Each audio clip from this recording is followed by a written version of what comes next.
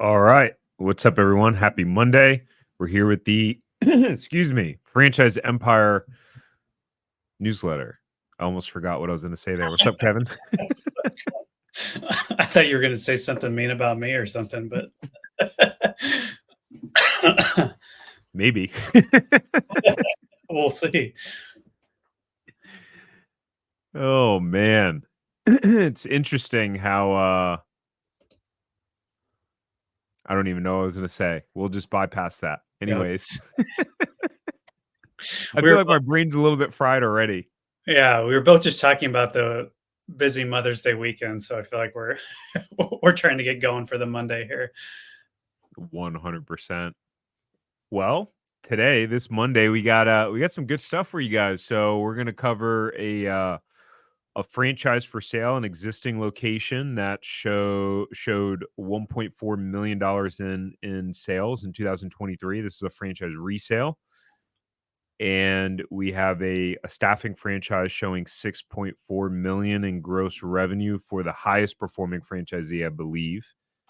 Um, Someone who got laid off in their journey of buying a franchise. And then on the Franchise Empire show, interviewed a franchisee who built a $50 million franchise, owning, I think, 8 locations in 3 states, which is pretty cool.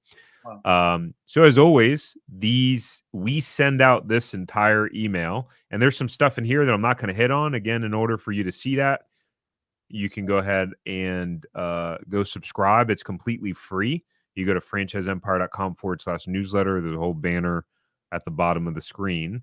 And you'll just enter your email, and you'll get this in your inbox every Sunday morning at 8 a.m. completely free. And you can review it in your own leisure. But all right, man, let's talk us through this first resale. All right, yeah. So this one is called EnviroMaster. It might be one of those, obscure franchises people have never heard of, or when you do a Google search, you're not really going to find. But it's an interesting business. So they do basically restroom and facility hygiene services. So like really deep cleaning and sanitizing of commercial facilities. So restaurants, bars, gyms, like gyms are a big one, hotels, anything you can think of. So they have different service lines, if you want to call them. Like they do like power washing and the deep clean, but I think like the hygienic deep clean is like their core business, and then you can upsell customers for some of these other services. What's nice about it is it's recurring revenue. A lot of these companies will have you come in. I don't know what the cadence is typically, but let's say once a month to do the services, and then maybe you're deep cleaning their kitchen and bathroom, and then you see they need some power washing done outside. You can offer that as well. So it's basically a commercial deep clean service company, maybe to summarize it in the best way. But EnviroMaster, they've been around since 2012. They have 105 units throughout the country. This particular unit is located in Washington, D.C. So I looked at this territory map. It is like massive. So I'm not even sure how you would cover this much area. That would be a question I would have, but it includes DC, but also like a lot of those really good parts of Maryland, like Frederick, Maryland, which is a very wealthy area, and some other areas. So huge territory. But this particular location started over 10 years ago. They're asking 1.15 million for it. It's based on a 2023 revenue of 1.4 million in sales. So you talk to them, you sign an NDA, and you can get the financials eventually for this. I'd want to understand, what their seller discretionary earnings is on this one, but seemingly a pretty big opportunity. They have 4 million in population in this territory. Like I mentioned, that has 6 counties, which is just you just don't really see that in a franchise business. So from what I know of EnviroMaster, they're really, especially for this business and this huge of territory, they're probably really looking for somebody that can come in and do B2B development and build a sales team, because it's really going to be all about sales and knocking on doors and chase, using your marketing money effectively to meet with those leads. Because there's so much opportunity. There's so many facilities out there that you could potentially serve. And it seems like, in my opinion, this is probably a marketing and sales kind of, opportunity where if you can excel in that, you could grow a pretty huge business. But the other thing that's interesting is the owner only works about 10 hours a week in the business right now. They have a full-time general manager in place. So Oh, wow. need to factor that into when you're looking at the financials and understanding what that GM's making and how you take it to the next level. So that's pretty appealing in my opinion. But the other things that are appealing about it is it's like not a trendy business. Like you and I have talked about that a million times. Like I don't know how technology is really going to disrupt like deep cleaning services. And there's so many different applications for this. They also do things like drain cleanings, which you never think of, but like at bars and restaurants, you need to like have your drains clean to keep things hygienic. So there's just a lot of random like, you know, dirty things that they do to help like sanitize their customer spaces. So kind of a cool business. And like I said, if you land a customer for one particular service, you can always try to upsell them and provide additional services. So yeah, interesting business. Again, like I've talked to these guys before, I really think they want somebody that can manage the B2B business to business sales for this business. So yeah, what are your initial thoughts, Tarek, on this one? That's pretty cool. The fact that the owner only works 10 hours per week, I mean, wow, that's pretty epic. He must have built a pretty solid business, overall. It's been in business for 10 years, revenue of 1.4. Yeah, the DMV area, DC, Maryland, Virginia. I mean, I grew up in that area, so the territory of 4 million in population sounds like there's a tremendous amount of upside. I mean, that sounds like a really awesome territory. So, yeah, sounds like a builder mentality for sure, not just sales and marketing, but like someone who can build. Well, I guess if they already got a GM in place, my goodness, wow, what a foundation. This sounds like an epic resale opportunity. This is like I would consider this like a blue chip resale opportunity, right? I mean, to have something kind of as turnkey as that with that much upside potential, uh, opportunities like that don't come up often in the resale world. Yeah, yeah. I mean, I think it's definitely for somebody that's more in the scalability mindset. Like, I want to buy something that can, because like this, you're like literally, it's like untapped potential with the amount of businesses you could potentially serve. You're not going to get all those businesses, of course, but in a lot of like industries, it's a numbers game. So if you play the numbers and like do enough in marketing to get enough leads, you're going to convert enough to sale. So I think if you have that mentality and know-how, you could build a nice business from this. And it's recurring revenue, which is nice. It's not just project-based work.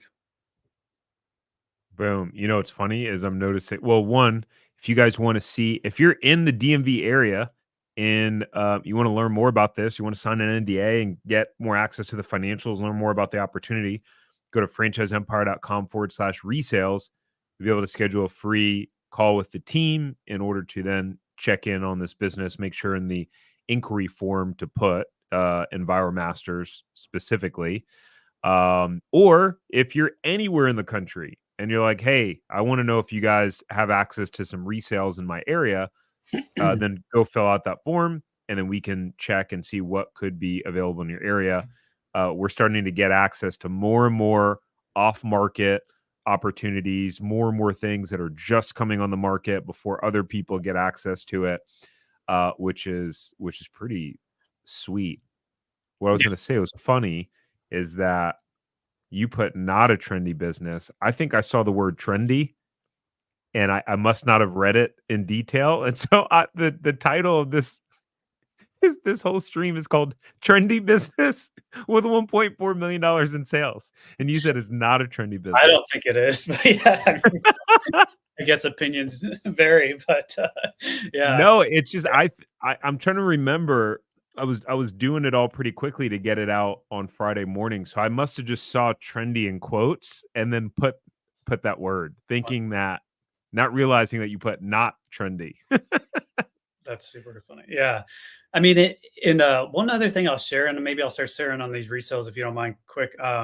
So like, let's just do an even for math purposes. It was an even $1 million, negotiated sale price.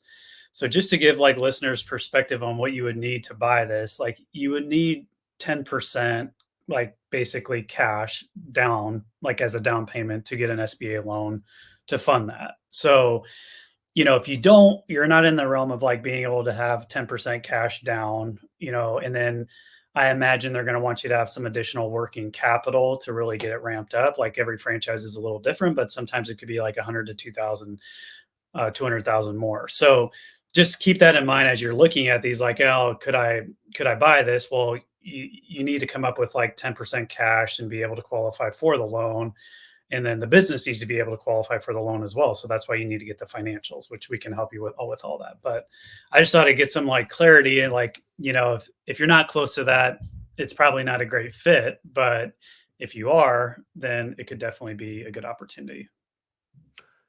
Yeah, that's a good that's a really good point. Yeah, thanks for mentioning that. And you probably, given this business probably doesn't have a tremendous amount of collateral, you probably need to have a net worth of at least a minimum of half a million to be able to get approved for this sort of loan. Because what happens is when you buy a resale and there's no collateral for the business, like equipment, vehicles, different things like that, like the bank, although the existing business is producing the cash flow, the bank wants there to be some sort of collateral in case you don't pay the loan.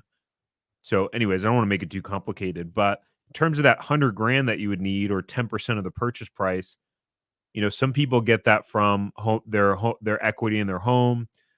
Some people get that from their retirement account using like Robs, right? If you have an old 401k, there's a way to do it where you're not taking a distribution that becomes taxable.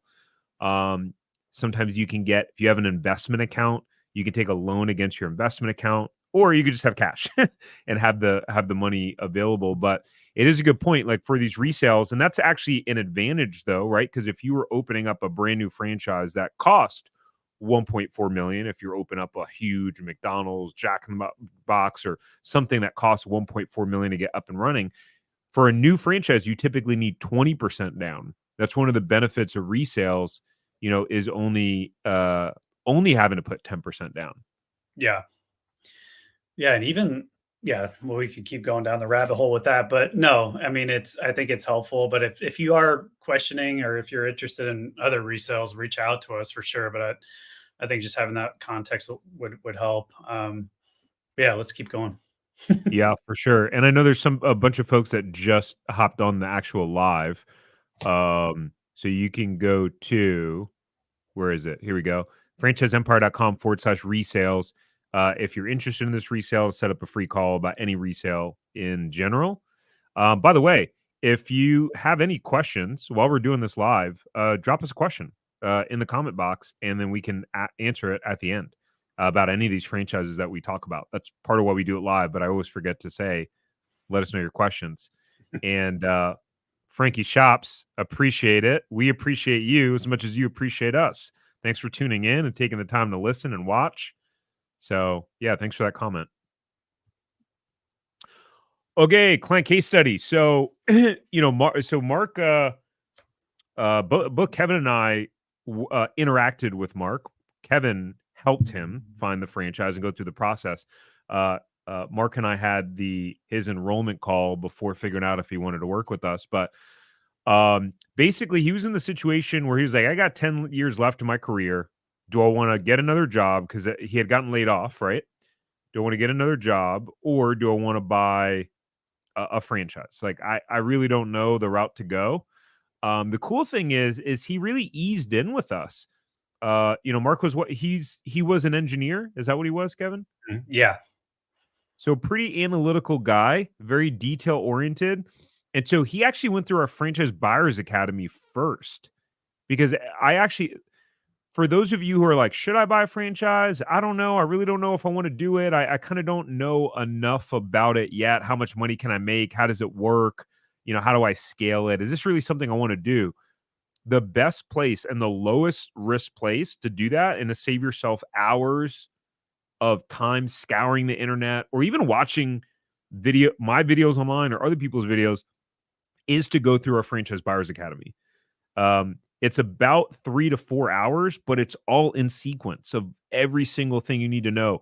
The sales to investment ratio, so criteria to look for, how to get it funded, service versus retail. We go over profit margins of specific businesses. So you should definitely go check that out if you're feeling like, hey, I'm not fully sure if franchising is right for me. And I want to know, I want to understand the path A to Z from like if I went in and decided to look at franchises, like what does that path look like? How much money can I make? And then how do I exit out of it? So one of the modules we talk about is how to sell.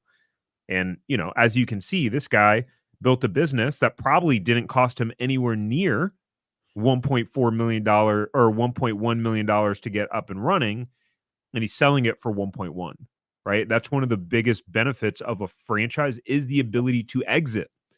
So I think that's really interesting. So, but fill in the gaps a little bit with like, Mark, because you wind up, working with him. So what did that process look like for him? Yeah, Mark was great to work with. He was very analytical, but I think the system helped him go through the process in a way that he didn't really like overthink it or spend too much time on it. I think he did the right amount of due diligence. He investigated the right amount of franchises. It was a variety. When we went through the process, we kind of learned like, he was interested in some different categories, which is great. So we presented a number of options to him, and I think he looked at like a senior care one. I can't remember the other one, and then he ended up buying a Wolfie's, a pet grooming franchise, a mobile pet grooming franchise. So that was a good fit for a number of reasons. But him and his wife are like huge animal lovers too. So they had like an acreage where they had several like animals, and they really wanted something to do with animals, but ideally not like, investing in a 3,000 square foot facility in the middle of San Diego where real estate is, crazy expensive. So it ended up being a perfect fit. But yeah, I think he was very happy with the process and the franchise he landed on. But I think it's just a good example of like, didn't really know exactly what he was looking for at all. And we helped like kind of explore a variety of options, and narrowing was good both like from a work standpoint but also from a personal interest standpoint. Yeah, 100%. Yeah, and like the image says 60 days, like literally 2 months and he was locked in. The process doesn't have to take long, guys. It like when you go through a framework and a systematic process, it doesn't need to take long. The problem is that a lot of you are just randomly looking at things on the internet. And that's cool. If you're just in browsing mode, you're just like, hey, I'm just kind of window shopping, not sure if I want to do it. Like, that's cool. But if you're someone who's like, hey, I'm trying to find the right fit, then you definitely need to go through a process. Speaking of processes, let's talk about the franchise of the week. All right, this one, we've covered a staffing firm before, maybe two, but this one is another franchise in the staffing industry called Next Staff. So they're a little bit newer to franchising. I think they started franchising in 2004, but then rebranded or like was acquired in 2016 and went through some changes. Yeah. So this one is a little bit less developed than other franchise systems, but the numbers are really strong. So they have 4 corporate-owned territories and 31 individual franchise units. And the investment range for this one is between 126,000 and 161. A lot of that is going to include, you do have a small office space where you're going to meet with your team and then, potential employees. So Next Staff, I didn't describe the business model, but it's basically a staffing company that has temporary staffing services, temp to hire like permanent placements, and then permanent placement like one-time lump sum staffing. So, and they serve 3 different verticals. So healthcare, IT, and then commercial, which would be like commercial slash industrial jobs. What's interesting is Next Staff only recommends you start with one vertical. So you're basically paying for one of those verticals and then you can upgrade to another one over time. But they want you to get launched and get your like feet wet with just one of those. So Usually, from what I understand, it's either like commercial or IT. Healthcare is kind of like a whole different animal, but you can get started with any one of those, and then that's a way to scale within the same franchise in the future. So, they want owners that are going to be good at networking, doing business development, getting out, meeting with business owners that need staffing services. So, you're meeting with small and medium sized businesses in your territory. These businesses aren't big enough to have internal HR departments. They don't have the time or money to do it on their own. So, they're outsourcing their hiring to you. And so they may come to you and say, we need 6 temporary hires for this 6 month period. Please go out and find these people with these qualifications. And then the recruiters on your team go out and recruit, interview, and hire those people. And then, they're going to be on your payroll, but you're marking up their hourly rate to your end customer. So it's nice because you can get that. It is kind of a recurring revenue. It is a lot of, there's basically the two main parts is like sales and business development. And then you need somebody to do the recruiting side, or vice versa. If you don't want to do the recruiting or the sales side, you can do the recruiting side. So the financials for this one, if we scroll down, they're pretty strong. So this is from, yeah. So let's see here. Top 25%. Let's see. The average revenue for their top 25% is 5.2 million. And then they break down like gross profit percentage. So it's interesting because I'm interested to learn more about this business in particular, like where you can get net wise, but so the gross profit's pretty low because that includes like all of your payroll expenses for all the temporary employees you have on your team, and then includes all your overhead and everything like that. So pretty big numbers. And then if you scroll down a little bit more, okay, so they do like lower to mid, bottom. I mean, they're still pretty good. Like lower mid 25% is still 1.78 million average sales, but then the gross profit goes down, yeah, 26% there. So this is one I honestly I need to learn more about, like the end net profit potential for this one. But yeah, I don't know. Targ, are you familiar with how that works in terms of the staffing industry? Yeah, well, what's interesting here is that, and I was trying to make sense of it. So, okay, so if their total gross profit, right, is 998,000, um, direct labor and then payroll burden. So I'd have to ask, like, want to know from the franchisor what that means. But what I'm assuming that means, guys, this is just an assumption, is that okay? So their gross profit for the business is 998, right? And then I would imagine that their individual payroll burden for their business is 571. So then if you subtract 998 minus 571, you're left with 427 to then pay the remaining expenses of the business. I mean, after your payroll burden, I mean, you have your office expense, and then I mean, in that sort of business, there's not meant much more expenses after that. Yeah, So that's how I would imagine. I would imagine it's the gross profit number minus the payroll burden, which is interesting because when you look at some of the lower performers, like it looks like there's still meat on the bone. yeah. Like they're, because if their gross profit is 254 and their payroll burden's only 51, there's still 200K there, and then for other expenses, etc. So I again, I could be wrong in the way that I'm estimating that, but I think it would make sense. I think you're right. Yeah, I was confusing myself as I was talking through it and reading it, but I think you're definitely right. Payroll burden is probably your internal recruiting staff that you have in the office that are recruiting all your employees. So yeah, Yeah. interesting.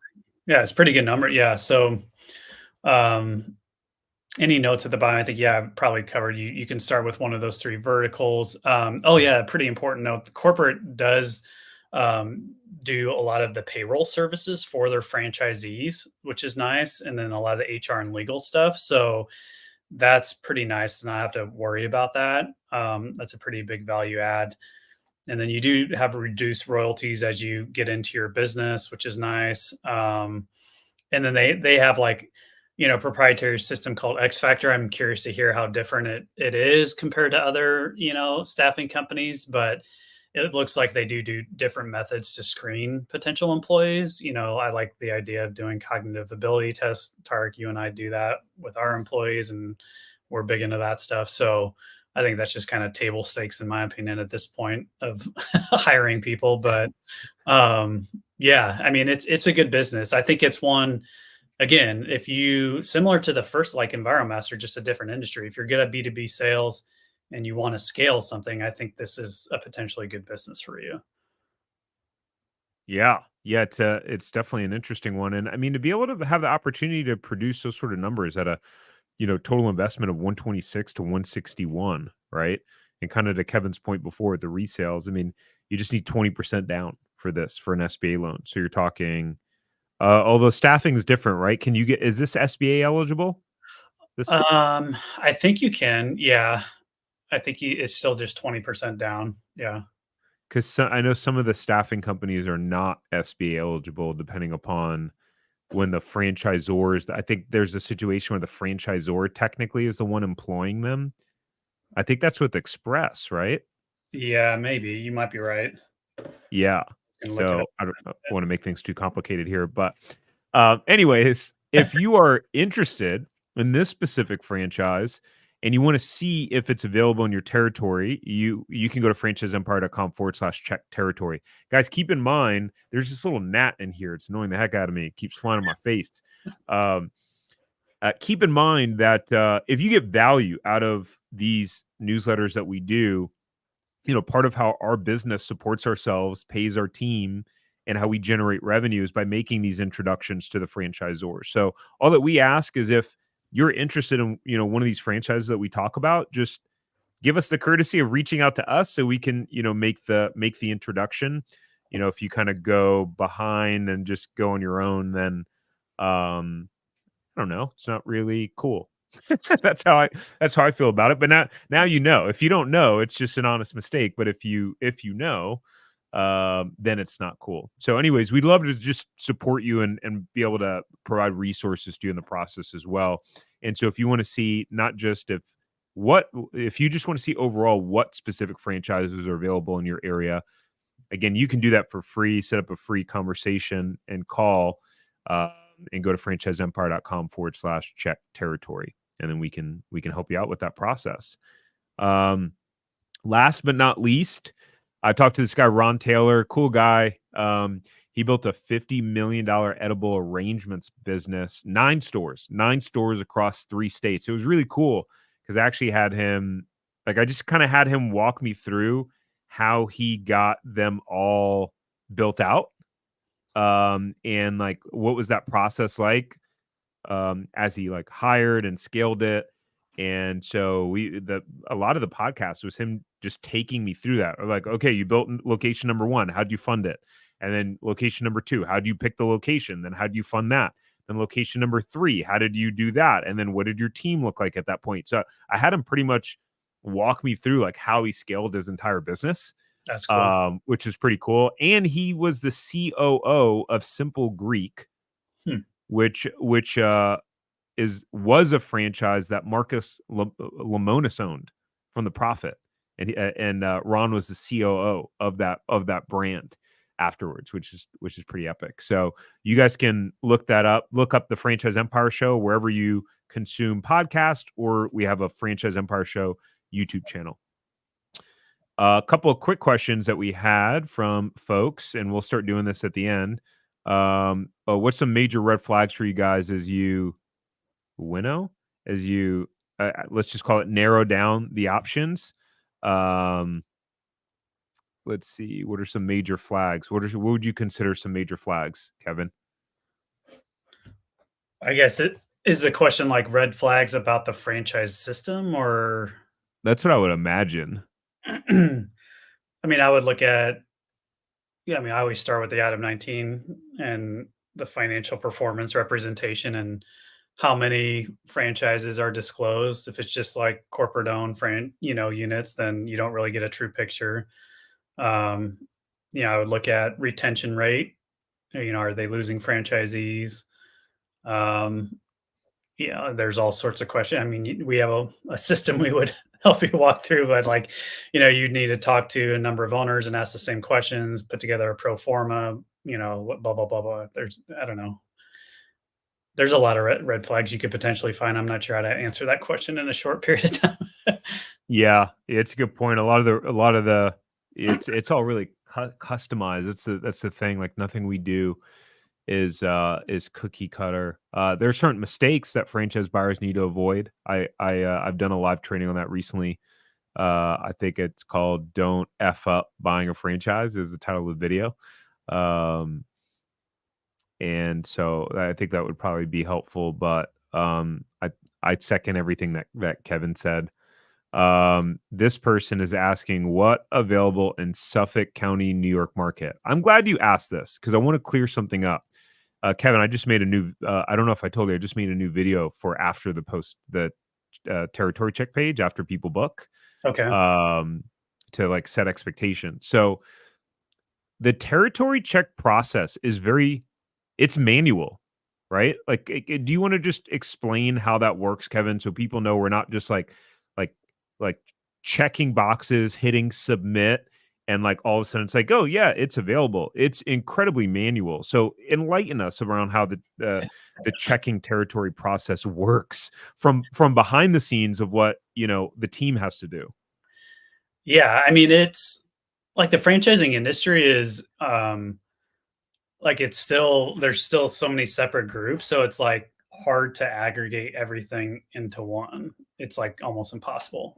So that's why it is so manual to do these checks. So I mean, we have to reach out to franchises and ask about availability, but then there's like availability. We need to know like your specific zip code and like how far within your zip code are you willing to travel for the right opportunity. And then like, we need to know your investment range. So like I would never just like reach out and say, hey, franchisors, tell me what's available in this market without first understanding a little bit more about you and what you're looking for, to be honest with you. It's just there's too many franchises, and it wouldn't be an effective use of my time, and then it wouldn't be an effective use of your time either, because I would just be like telling you random ideas that maybe are not a good fit. So it's a very manual process. I don't know. I don't Not to get into every detail of it, but it does take a while. So that's why we typically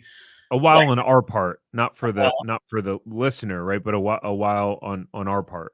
correct. Yeah. So yeah, it's not as simple like Tarek said, log in and look at a map or check a box and get a response. Yeah, so like the analogy is, and thanks for that, Kevin, is that, think about real estate. There are all sorts of centralized databases for real estate where you can just sort and you can just see what's available. Super easy, click of a button. With franchises, it doesn't work that way. We actually have to now we have a back door where we're going to get a quicker answer and we don't have to go through a bunch of hoops with the franchisor that you would have to go through. If you reached out on your own, you're going to have to go through some hoops with the franchisor really before they're even going to tell you what's available. And some of these franchisors, they can take a while to get back to you. You would think they wouldn't, but sometimes they just do. It's just the reality. So in the franchise broker network community, we kind of have a back door to be able to reach out and say, hey, what's available? But then we got to wait about a 24 to 48 hours, 1 to 2 business days for the franchisor to come back and then tell us, hey, is that available? So to just say, hey, tell me what's available in my area, we'd have to manually go connect with those franchisors and submit a request to say, hey, what's available, which is why our process is, hey, well, first of all, what's available and what you have the money for and can afford, what aligns with your skill sets are two different things, right? So like we need to understand first, like, hey, like what are you trying to accomplish here? What even franchises would even make sense for you? And what can you afford, right? Like again, if if you have no money and you want us to go check what franchises are available for you, we're not going to unless you have a business partner. Like you have to be in a position where you're ready to rock and roll, guys. Like this isn't like crazy stuff I'm talking about here. Like a bank's not going to give you a loan if you have bad credit. Right? Similar process. So there is like a qualification and just kind of get to know you process, which is why we do that quick call. So just wanted to kind of explain how that works because I think that sometimes people are a little bit confused, and I get it because in real estate it's super easy. It's like, yep, we can just literally they have the MLS system where they can just check. So maybe one day we'll disrupt the industry, Kevin, and we'll create something that's like epic. Uh, so and make the process simple. Last question before we rock and roll: is there a specific dude? What happened to your eye? Oh, it looks like a joke. Okay, it looks like a costume. You got a chair on your neck. Are we being punked? And your names Don't Overthink, which is funny. Okay.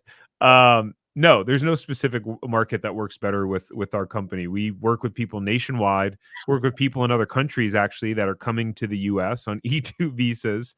And so no, yeah, no, not necessarily. I mean, we have access to, I don't know how many franchises do we have access to? Like 1,000? Yeah. Yeah.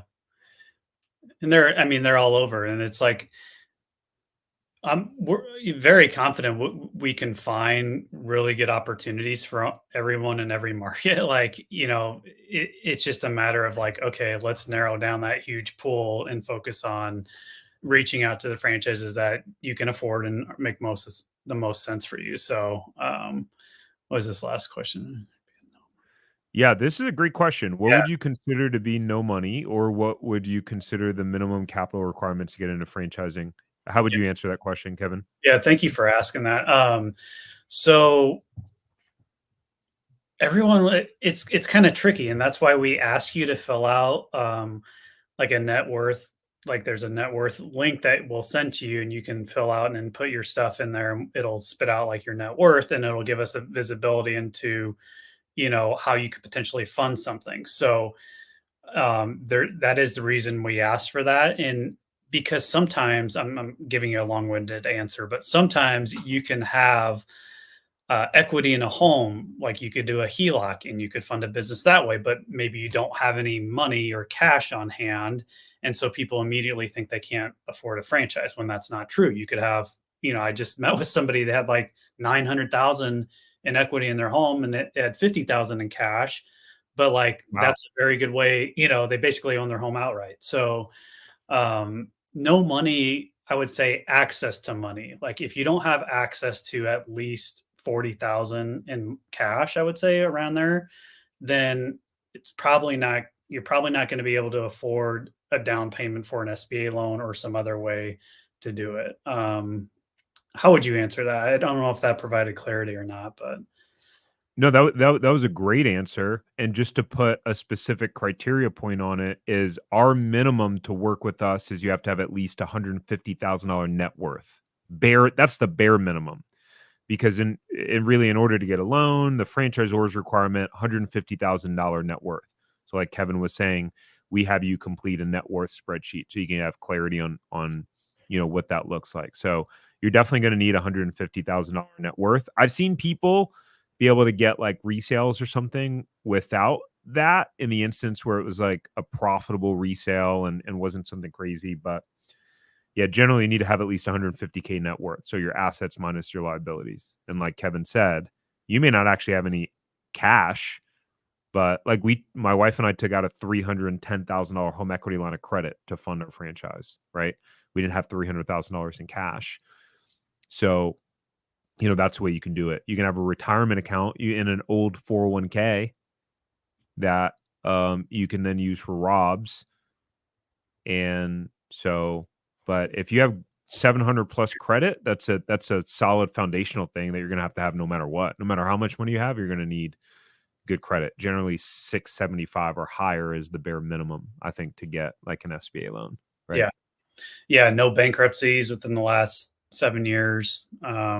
So, there's ways you can do it for sure. That's why it's a little bit tricky question to answer. And, sometimes people are hesitant to fill out the net worth calculator. It's like we're not sharing it with anyone. Your name's not even really I mean, it's kind of tied to it, but it helps provide guidance to you very quickly. Like I can look at that spreadsheet that it produces and tell you really quickly, like, here's the investment range I'd recommend you stay within. Here's how you could potentially fund it through XYZ ways, a couple different ways, or vice versa. No, you should maybe hold off and get to X amount of savings and whatever it may be before you buy a franchise. So, Yeah, 100%. And there's some franchises that have a $500,000 net worth requirement and some that only have 250.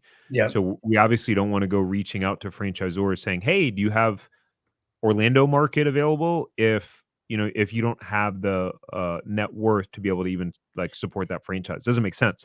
That's like going and looking at homes that cost 1.5 million when what you can afford is 700 grand. There's literally no, I mean, you might just be having fun just kind of going to open house, but you're going to waste everyone's time if you put in a loan application for 1.5, knowing damn well that you don't have the income to support it, as yeah, well as if you had your realtor take you to homes that cost 1.5, knowing you were only pre-qualified for 700 grand, right? So I think that's the, analogy there. But that was a great question.